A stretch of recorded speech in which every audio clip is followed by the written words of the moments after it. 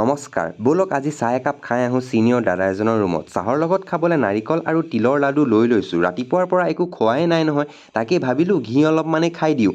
ইফালে আকৌ চামুচো নাই পোৱা বিচাৰি, হ'ব দিয়ক আঙুলিকেইটা আছে নহয়, চলি যায়। চাহ খাই আহিলোঁ আমাৰ ৰুমৰ ওচৰতে থকা মনসা মন্দিৰ। চাকি বন্তি ধূপ ধূনা চব কিনি লৈছোঁ। চাকি গছ জ্বলাই কেনে ভগৱানক কৈছোঁ, ভগৱান ফাইনেল এক্সাম আহি আছে, বাকীখিনি তুমি নিজেই বুজি যোৱা।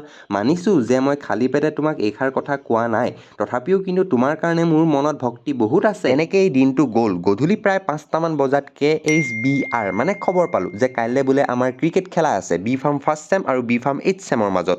মই বোলো হেংদাং উলিয়াৰ সময় আহি পৰিছে, যুদ্ধলে সাজু হ'ব হৈছে সৈনিকসকল।